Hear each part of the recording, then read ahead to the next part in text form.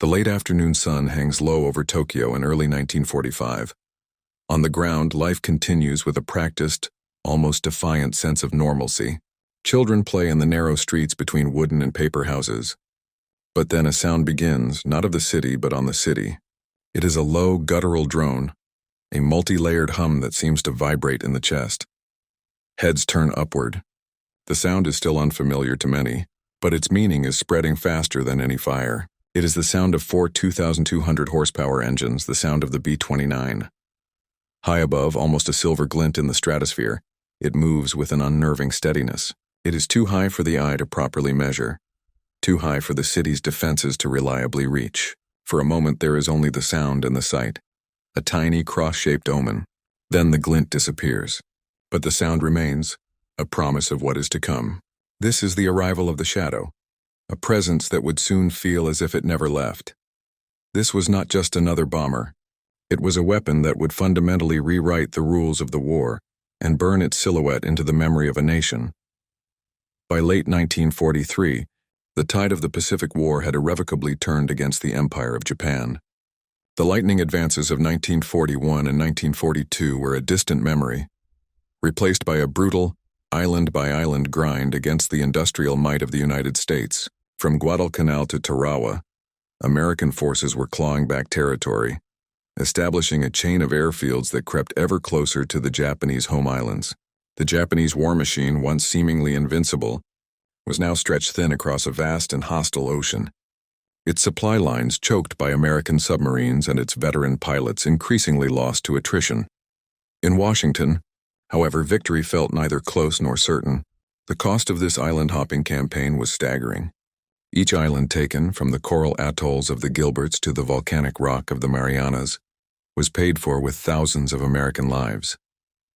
Japanese defenders, indoctrinated with the Bushido code of death before surrender, fought with a suicidal ferocity that shocked Allied commanders. Projections for an invasion of the Japanese mainland, an operation codenamed Downfall, were terrifying. Estimates predicted casualties could run into the hundreds of thousands, perhaps even over 1 million, for the Allied forces alone. The prospect of invading a nation of 70 million people who were being prepared to fight to the last man, woman and child with sharpened bamboo spears, was a nightmare scenario. A different solution was needed, a weapon that could bypass the bloody ground war and strike directly at the heart of the enemy's ability and will to fight. The answer, it was believed, was in the sky. The theory of strategic bombing, the idea that a nation could be defeated by systematically destroying its industries, infrastructure, and morale from the air, had been a core tenet of air power advocates for decades. In Europe, American B-17s and B-24s were already engaged in a massive daylight bombing campaign against Germany. But Japan was a different kind of target. It was geographically isolated, thousands of miles from existing Allied bases. Its cities were sprawling and built not of stone and brick but of wood and paper. And to reach it, a new kind of bomber would be required. The project had begun years earlier, even before the attack on Pearl Harbor. In 1939, the U.S. Army Air Corps issued a daunting requirement for a super bomber. It needed to fly faster, higher, and farther than any bomber ever built, carrying a heavier payload. It demanded a pressurized cabin for its crew to survive in the thin, frigid air of the stratosphere, remote-controlled defensive turrets, and powerful new engines. The result of this ambitious demand was the Boeing B-29 Superfortress.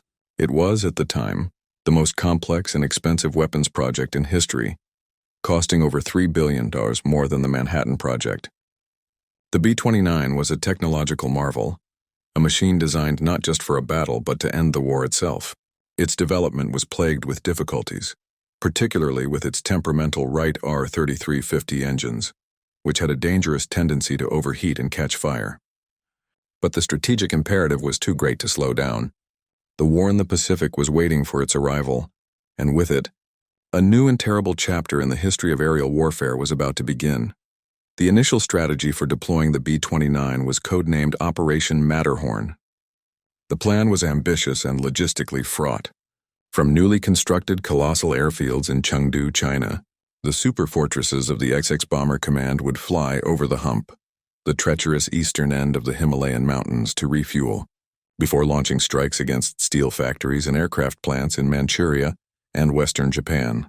The very concept was a testament to the B-29's incredible range.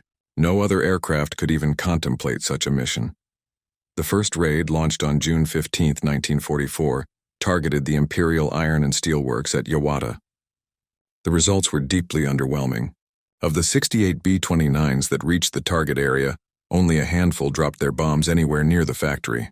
The bombers flew at high altitude, nearly 30,000 feet, to stay above the reach of Japanese flak and fighters. But at that height they encountered an unforeseen and invisible enemy, the jet stream. These powerful high-speed winds, sometimes exceeding 200 miles per hour, threw the bombers' targeting calculations into chaos. Bombs intended for a sprawling factory complex scattered harmlessly across the countryside. This pattern of failure continued for months. The logistical strain of Operation Matterhorn was immense. For every combat sortie, the B-29s had to fly multiple cargo missions over the hump just to bring in the necessary fuel and bombs. The engine problems persisted, leading to frequent mechanical failures and aborted missions. Meanwhile, the high-altitude daylight precision bombing doctrine, which had been honed over Germany, was proving ineffective against Japan. The combination of the jet stream and persistent cloud cover over the islands made accurate bombing nearly impossible. The results were so poor that they were barely a nuisance to Japanese war production. The B-29, the war-winning weapon, was failing. The strategic solution came not from China but from the sea. The brutal American victory in the Mariana Islands in the summer of 1944 was the true turning point. The capture of Saipan, Tinian, and Guam put the B-29s within 1,500 miles of Tokyo. This was a game-changer. From newly built bases on these islands, the B-21 Bomber Command, under the command of General Haywood S. Hansel, could launch massive, sustained raids directly against the heart of Japan. The logistical nightmare of the hump was eliminated.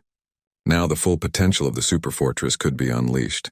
Hansel, a staunch believer in the doctrine of high-altitude precision daylight bombing, began his campaign in November 1944. His primary target was the Musashino Aircraft Engine Factory in Tokyo, a critical node in Japan's war economy.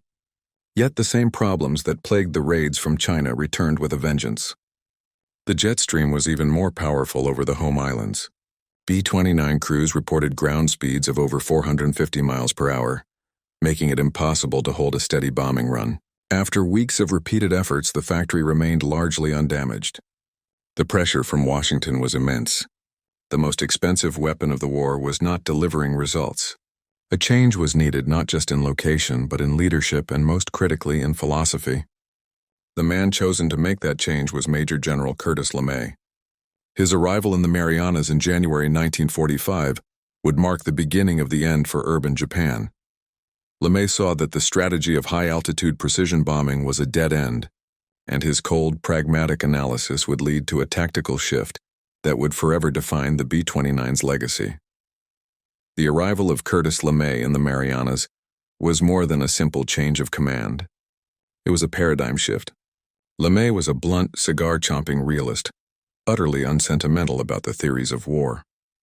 He cared about one thing: results. Looking at the failed precision raids, he saw not a problem of execution, but a flawed strategy. He understood that Japan's war industry was unlike Germany's. It was not concentrated in massive, easily targeted factories. Instead, it was a decentralized network of thousands of small, cottage-style workshops scattered throughout the residential areas of its cities. Countless homes contained a small lathe or a drill press, producing vital components that were then funneled to larger assembly plants. To LeMay, trying to hit a single factory with a high-altitude bomb was like trying to kill a termite infestation by swatting one termite at a time. The only way to destroy this dispersed industry was to destroy the cities that housed it. This led him to a tactical decision that was as brilliant as it was brutal. He would abandon the high-altitude daylight strategy. Instead, the B-29s would go in at night. They would fly low, between 5,000 and 7,000 feet. This would neutralize the jet stream, improve bombing accuracy, and save fuel. Flying at night would also make them harder for Japanese fighters to intercept, and they would not be dropping high-explosive bombs. They would drop incendiaries. LeMay had studied Japanese census data and reconnaissance photos. He knew that Japanese cities were built primarily of wood, bamboo, and paper, what he grimly called tinderboxes. A concentrated incendiary attack could create a firestorm, a self-sustaining conflagration so intense it would consume everything, workshops and homes alike. It was a terrifying calculus, shifting the target from specific industrial points to the very fabric of urban society. This was no longer precision bombing. It was annihilation. From the perspective of the Japanese defenders, the B-29 was a phantom from a different world. Their air defense network was designed to counter bombers they understood, planes that flew at altitudes their fighters could reach and their anti-aircraft guns could target. The superfortress operated in a realm of its own. When the B-29s first appeared at 30,000 feet, most Japanese fighters, like the workhorse Mitsubishi A6M0, struggled to even reach that altitude. If they did, their engines sputtered in the thin, cold air, and the aircraft became sluggish and difficult to control. The performance gap was immense. The B-29 was faster at that altitude than the fighters sent to intercept it. Japanese pilots would describe the frustrating, desperate chase, seeing the silver bombers sailing serenely above them, untouchable. The primary Japanese interceptor designed for high-altitude combat, the Kawasaki Ki-45 Toryu, had some success, but there were never enough of them. Anti-aircraft fire was similarly ineffective. The shells lost accuracy and velocity at such extreme heights, and the gunnery control systems were not sophisticated enough to account for the B-29's speed and the distorting effects of the jet stream. The early warning system, relying on picket boats and rudimentary radar, gave little time to scramble fighters and prepare defenses. For the Japanese military, the B-29 represented a technological leap so vast it bordered on demoralizing. It was as if they were fighting an enemy from the future, a foe who could strike with impunity from a sanctuary they simply could not touch. This sense of helplessness would only deepen when LeMay changed tactics, as the new low-level night attacks presented an entirely different and even more terrifying set of challenges. The technological superiority of the bomber was not just a matter of altitude and speed. It was a complete system designed for lethality and survival. The B-29 Superfortress was a machine born of immense ambition. Every aspect of its design was pushed to the bleeding edge of 1940s technology. The pressurized crew compartments were a necessity for survival in the thin, sub-zero air of the stratosphere, allowing the crew to operate for hours without clumsy oxygen masks. This innovation alone set it apart from every other bomber of its era, but the true revolution was its defensive armament. The B-29 featured a General Electric remote-controlled fire control system. Instead of gunners standing at open windows, manning heavy machine guns in the freezing slipstream, they sat at sophisticated sighting stations. A gunner could aim a blister-mounted periscope at an incoming fighter, and a central analog computer would instantly calculate the lead, trajectory, and parallax for multiple gun turrets. A single gunner could control several turrets simultaneously, concentrating overwhelming firepower on a single threat. This system was devastatingly effective. A Japanese fighter pilot attacking a B-29 formation faced a coordinated storm of 50 caliber rounds coming from multiple directions, all computer-aimed. It was a terrifying and often lethal proposition. Furthermore, the aircraft was built for endurance. Its massive internal fuel tanks gave it the astonishing range needed to strike Japan from the Marianas and return, a round trip of over 3,000 miles that could last 12 to 15 hours. This combination of high-altitude performance, advanced defensive systems, and long-range capability made the B-29 a self-contained weapon system.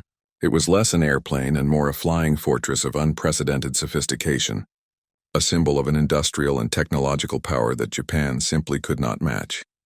For the Japanese civilian on the ground, the war had been a distant affair for years, reported through state-controlled news that spoke only of glorious victories and the indomitable spirit of the empire.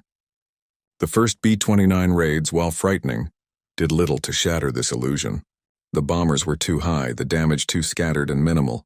The air raid sirens would blare, people would scurry to flimsy backyard shelters, and then, after a few distant thuds, life would resume.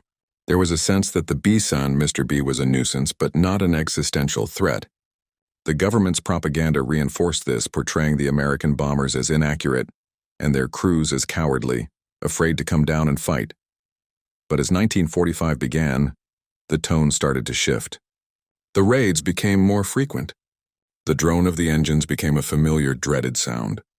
The sheer number of planes in the sky grew from a handful to vast formations that stretched across the horizon. People began to notice the bombers' unnerving persistence. They seemed to move with a calm, mechanical purpose, ignoring the puffs of anti-aircraft fire that blossomed uselessly below them. A deep, gnawing anxiety began to permeate daily life. Every clear day brought a new wave of tension. The sky, once a symbol of peace and nature, became a source of constant dread.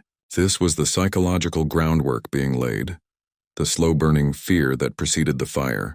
The civilians did not yet know of LeMay's new strategy, but they could feel the change in the air, a sense that the war was no longer on some distant island, but was now directly overhead waiting. This growing dread was about to be validated in the most horrific way imaginable, as LeMay prepared to unleash his new fire-centric tactics on an unsuspecting city. In the first week of March 1945, on the island of Tinian, a radical and chilling order was given. Major General Curtis LeMay, frustrated with the failures of high-altitude bombing, had made his decision. He gathered his wing commanders and laid out the new plan. The B-29s would be stripped of most of their defensive armament, the remote-controlled turrets and their heavy .50 caliber ammunition. The gunners, for the most part, would be left behind. This was done to save weight, allowing each bomber to carry a much heavier payload of the new M69 incendiary bombs. The crews were stunned. Their guns were their only defense, their psychological shield against enemy fighters. The second part of the order was even more shocking. They would not be flying into the stratosphere. They would be going in low, at altitudes between 5,000 and 9,000 feet, directly into the heart of Japan's light anti-aircraft defenses. And they would be going in at night as single-file bombers, not in protective formations. The crews were aghast. It felt like a suicide mission. They would be slow, heavy, and virtually defenseless, flying at an altitude where every gun on the ground could reach them. LeMay was unyielding. He reasoned that Japanese night fighter capabilities were poor, and that their flak control at low altitudes would be less effective against single, fast-moving targets. He believed the risk was justified by the potential reward. He famously told his skeptical crews, "If this raid works the way I think it will, we can shorten this war." The target was Tokyo, specifically a dense 12-square-mile residential and industrial sector in the northeast of the city. It was home to over 1 million people and countless small workshops that fed the Japanese war machine. It was, by design, one of the most flammable places on Earth. On the afternoon of March 9th, the crews of 334 B-29s began their pre-flight briefings. The mood was grim. Many wrote what they believed would be their last letters home. As dusk fell on Tinian, the first superfortress named Pathfinder rumbled down the runway. One by one, for over 2 hours, a relentless stream of bombers followed, lifting into the night sky, heavy with fuel and fire. Their destination was codenamed Meeting House. A few hours later, just after midnight on March 10, 1945, the air raid sirens began their mournful wail across Tokyo. Few residents took them seriously at first. Night raids were common, but usually small and ineffective. This time was different. The first planes over the target were the Pathfinders. They didn't drop bombs to create craters. They dropped incendiaries to create a giant burning X in the heart of the designated zone. This flaming cross was the aiming point for the hundreds of bombers that would follow. Then the main force arrived. Flying in a steady, inexorable stream, they released their payloads. The M69 bombs were not simple explosives. They were clusters of hexagonal tubes, each filled with a jellied gasoline compound, napalm. As the clusters fell, they broke apart, scattering the individual bomblets over a wide area. On impact, they shot a jet of flaming gel, sticking to and instantly igniting the wooden and paper structures. Within minutes, thousands of small fires erupted simultaneously across the dense, packed neighborhoods. The city began to burn. The initial fires, fanned by a strong cold wind blowing in from the northwest, quickly merged. Small blazes became a solid wall of flame, a raging inferno that began to create its own weather system. The scene on the ground descended into an unimaginable hell. The thousands of small fires, driven by the fierce ground wind, coalesced into a single monstrous entity. A firestorm was born. The superheated air rose with such force that it created a violent updraft, sucking in oxygen from the periphery at hurricane speeds. This inward rushing wind, itself superheated, fed the flames, creating a self-perpetuating cycle of destruction. Temperatures within the inferno soared to over 1,800 degrees Fahrenheit. Wood and paper homes didn't just burn. They vaporized in the intense heat. For the people caught within this maelstrom, there was no escape. The narrow streets became channels for the fire, turning into tunnels of flame. Fleeing civilians were overtaken by the fast-moving blaze or suffocated as the fire consumed all the oxygen in the air. Water in the city's canals and rivers boiled. People who jumped into the water to escape the flames were either boiled alive or drowned as panicked crowds pushed in behind them. Even the city's designated bomb shelters became death traps, as the firestorm sucked the air from their entrances or the heat baked the occupants inside. Above, the B-29 crews witnessed a spectacle of horror that would haunt them for the rest of their lives. The glow of the burning city was visible from 150 miles away. As they approached the target, the air became thick with the stench of burning wood, tar, and flesh, a smell that permeated the cabins of the bombers even miles above. The thermal updrafts from the firestorm were so violent that they tossed the massive 65-ton bombers around like leaves in a storm. One pilot recalled his B-29 being thrown from 7,000 feet up to 12,000 feet in a matter of seconds by a column of superheated air.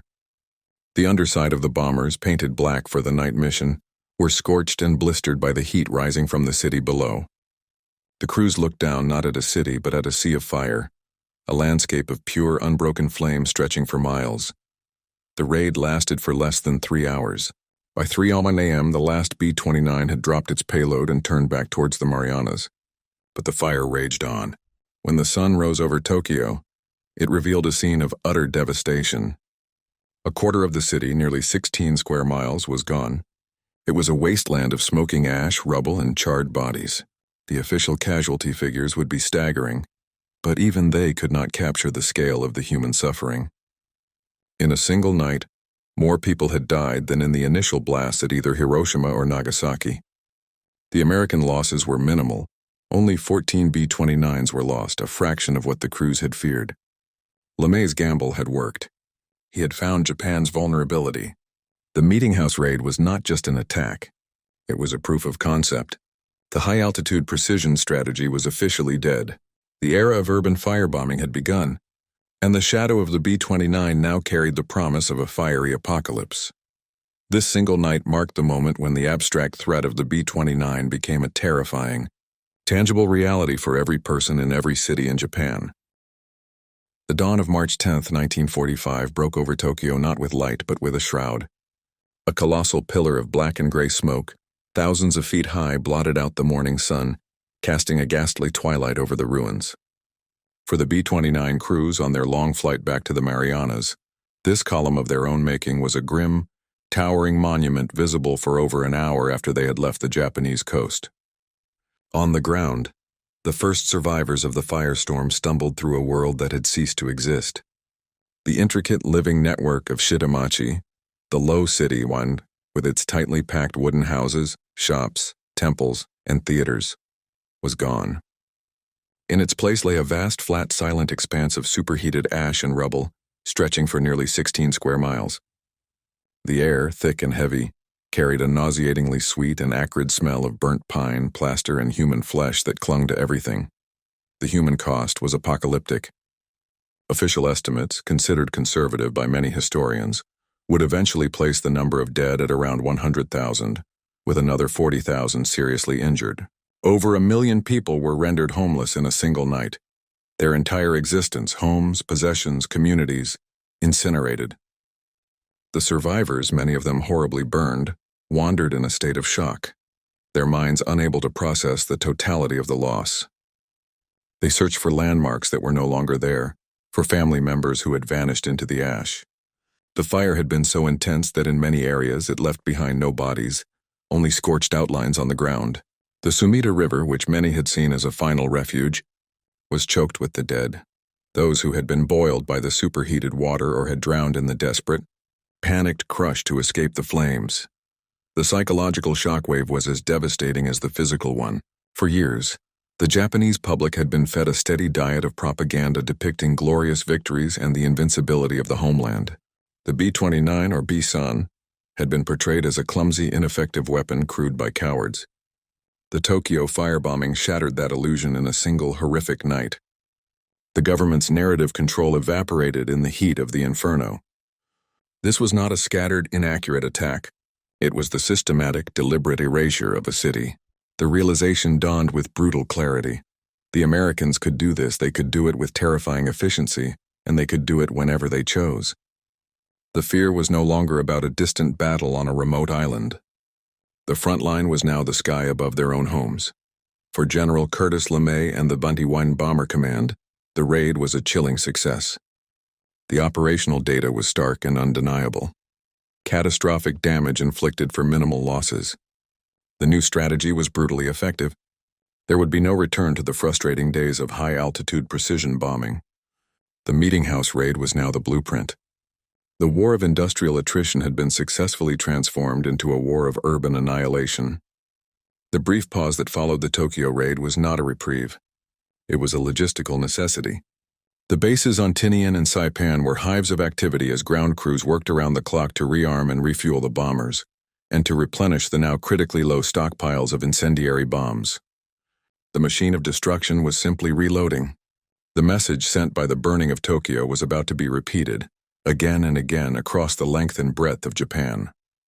The shadow of the B-29 was no longer a fleeting omen. It had become a permanent fixture in the national consciousness, a constant hovering presence that promised not just bombs, but total immolation. The brief lull in the air raids was over by the end of March. The supply ships had arrived, and the bomb depots on Tinian were once again filled with M69 and M76 incendiaries. For the people of Japan, the nightmare began anew, but this time it was methodical and relentless. LeMay's command now operated with the cold efficiency of an executioner. The targets were no longer just the major metropolitan areas. The list expanded to include dozens of secondary and tertiary cities, any urban area with a population of over 30,000 and a flammable building density. The goal was the complete and systematic dehousing of the Japanese population and the destruction of every last cottage industry. Between April and July 1945, the B-29 Bomber Command launched a campaign of destruction unparalleled in warfare. City after city was struck. Nagoya, Osaka, and Kobe were hit again and again. Then came Yokohama, Kawasaki, and dozens of others. The process became a grim routine. Pathfinders would mark the target area, and a stream of hundreds of B-29s would follow, methodically sowing fire across the sleeping cities. The Japanese air defenses, already overwhelmed, effectively collapsed. With their best pilots and planes lost and with fuel reserves critically low, there was little they could do to stop the nightly onslaught. For the civilians on the ground, life became a desperate nocturnal existence lived in fear of the setting sun. The drone of the B-29 engines was the soundtrack of their nights, a sound that meant it was time to run. The realization that the B-29 shadow never left was no longer a metaphor. It was a literal truth. The American strategy evolved. Sometimes they would drop leaflets in advance, warning a city that it was next on the list. This was a form of psychological warfare intended to sow panic, disrupt war production by encouraging workers to flee, and demonstrate the Americans' absolute power over life and death. The warnings created an impossible choice for residents: abandon their homes and jobs or stay and face the firestorm. This relentless pressure from the sky ground the nation down, erasing its industrial capacity and shattering the morale of its people. By the summer of 1945, over 60 Japanese cities had been substantially or completely burned out.